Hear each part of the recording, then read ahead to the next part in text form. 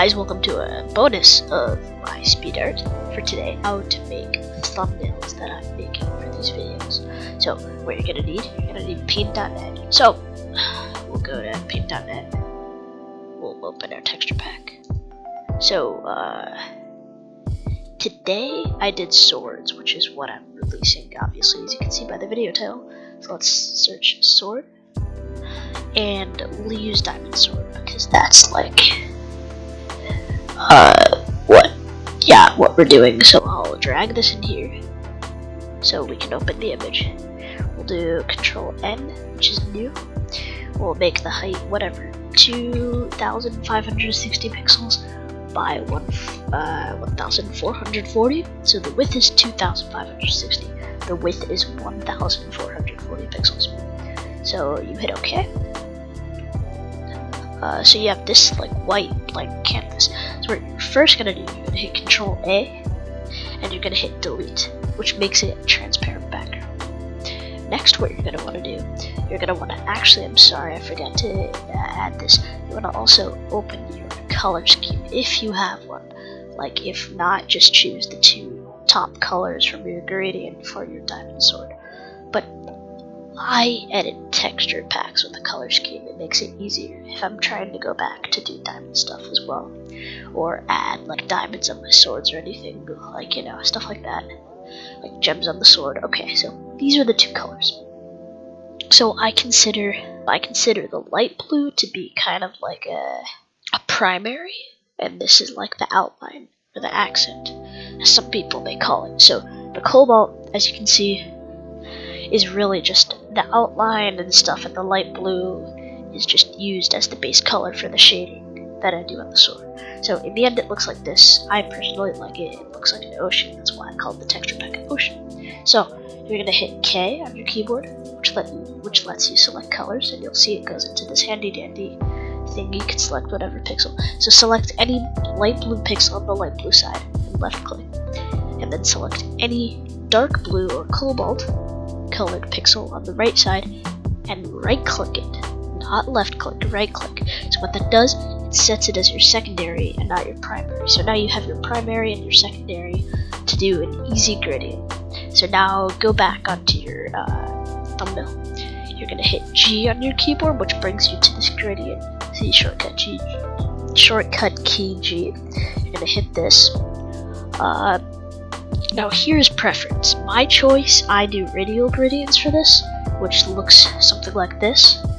Gee, my computer's lagging a bit, sorry guys. Like this about. Yeah, that's what the radial looks like. I think it looks better because, you know, I have everything in the middle, the text is here, blah blah blah. You could also do a linear, which looks more like this. So linear is what I use on like texture pack thumbnails more. I mean, I sometimes use radial, but like for example, the old Carrot texture pack, not the revamp, the old one, I used this kind of a thing. But this is preference. For this, I'm using radial. Yeah, you're gonna have to drag it back to the middle. You see the outlines are a bit of the accent in the color as well. You could change this, make it a bit less, you see more of the accent, whatever. Now you click S, which brings you to rectangle select, and you click outside of the image. Wait, what? I'm gonna hit the rectangle and click outside, which should finish your gradient. As you can see in the history, it says finish gradient. So now you're in this. You have your nice looking gradient, whatever, has the colors of the pack. So for example, if your pack is a red pack, it'll look probably something like this, right? If your pack is the accent may be black, so the outside may be darker. But if you have a rose pack, something like this, purple pack, you know, blue, this is probably regular diamond. I don't know what this is. This is like, yeah, and green, you know, all these kind of colors you could use. You could turn the saturation up as well, but that messes up the edges in my opinion. So we'll just leave it as default. Yeah, so the next thing we want to do, you can choose which one you want to do first. You can either import your sword, in my case, or whatever you're doing your thumbnail for, or you can do the text. Now for me, I personally do the text first because then I can like overlay the sword later. Because the text always is in the middle, at least for me. So because this is a big image, for texture packs, like for icons, you can use size like what, like 8 or 6 or whatever, because that's only a 16 by 16 image. For this though, you're gonna have to go all the way to 216 or 288, which gives you sorry, that's actually not big enough, to the max size, which is, you click on the number, so it's highlighted, you backspace, and you put in your value. For me, I'm going to do just 320. And this is how the lettering looks now. I think that's good. Like for Ocean, I'm using the same font as the other image, and I actually didn't save it, so it was something print. Let me find it, sorry guys. Yes, Sergio Print, or Sego Print, whatever. It's basically looks like this. I like it. It's good for ocean stuff, but you can use whatever you want. Sometimes I use Brady Bunch Remastered, which should be somewhere up here. The bees, yeah, Brady Bunch Remastered. Look of it for sure. Here, Brady Bunch Remastered. I use that for the old Carrot Pack, but it's a good font. I get some of these fonts from toughfont.com. I'll put the link in the description. So we're here, right? And now you type whatever you want. For in this case, I'm doing Ocean Speed. Speed Art number 2.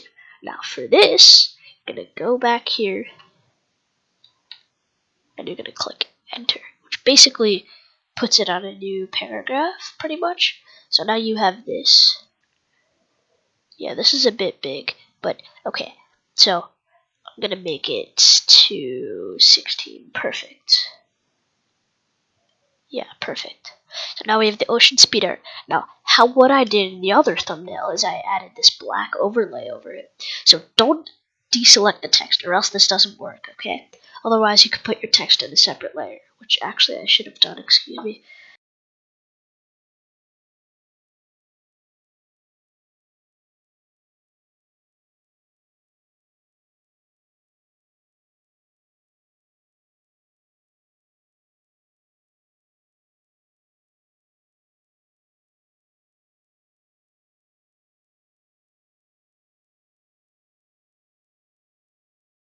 Selecting everything, which really is just the text. But anyway, you hit Effects, you go down to Object, and I use Drop Shadow, but Drop Shadow is a vendor mounted, like, what's it called, extension. So you have to download that at getpaint.net/extensions. I'll put the link to that in the description as well. Otherwise, I think you can use, where is it?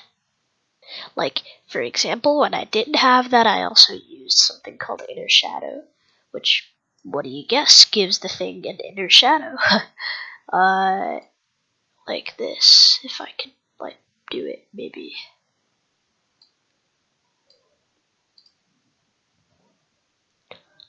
I sometimes use a thing called Inner Shadow, which is here. So sorry, I messed up before. You have to do, oh, it goes like that.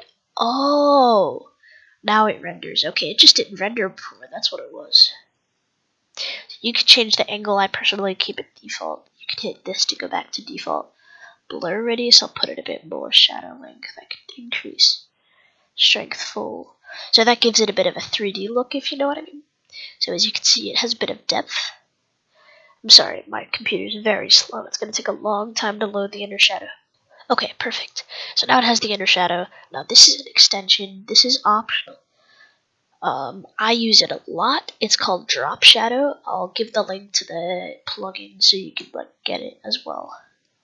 So what it basically does is it puts an outline around like the text. Oh geez, I did something wrong. Okay, I'm messing up. For the drop shadow, you select everything. And for the inner shadow, you just select the text for it to work. So it's a bit different. So as you can see, it looks like this. Cool. I do it black, and now you see it looks a bit like how it was in the other video. Now for the other video, I did a bit cleaner. Like I didn't do the inner shadow, which looked fine, but I think I'm also gonna do the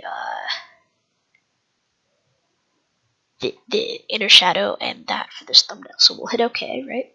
Sorry if I'm going slow for you people that are really good at this, but this is just a tutorial for beginners, so bear with me. So you select the sword, hit Control C, and now you add a new layer. You can name it. I don't name it personally. You hit Control V.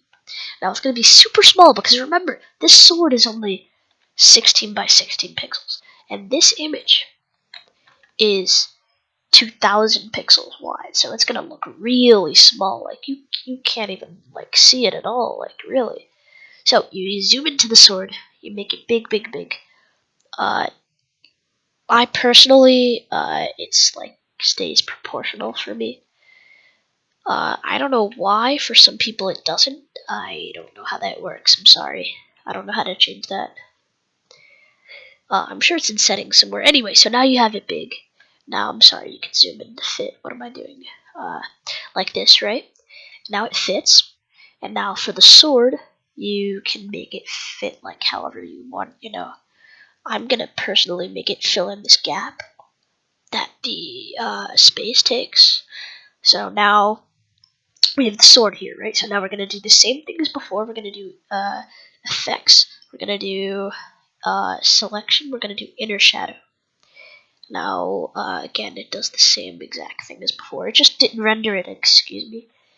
That's why I didn't see it, because I thought I did a mistake, but it was actually fine. I think you can select all, but, did it do anything?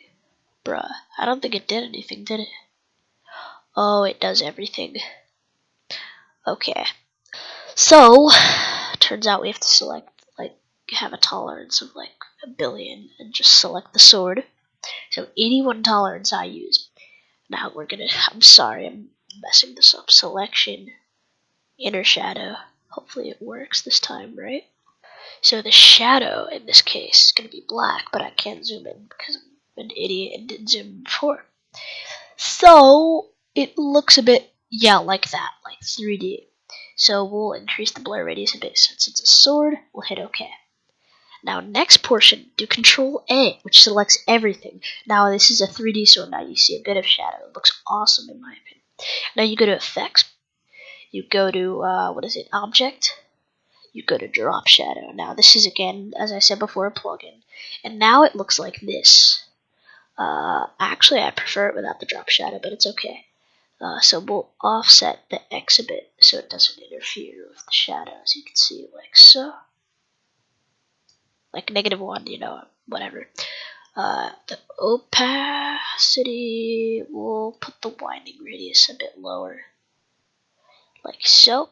And now you have your thumbnail. And honestly, oh, that inner shadow gets to me, honestly. I think it looks good, personally. I think this is fine. So if you're satisfied with your thumbnail, you can be satisfied. You hit save, which is Control S. You don't want to just hit save right away. First of all, it's going to go by default, save as type paint.net. That's why you never see your images. I used to have this problem. You want to hit this, and you want to go to PNG, personally, because I think it's a bit higher quality, PNG. And, yeah, you can save it. I'm going to change it to Speedart #2 thumbnail. Good. Save. And okay, now you can change some of this. I personally don't. I have no clue what this stuff means. You just want to hit OK, and you want to hit flatten, which basically puts all of the layers into each other, because you're not going to be editing it anymore, so whatever. Flatten.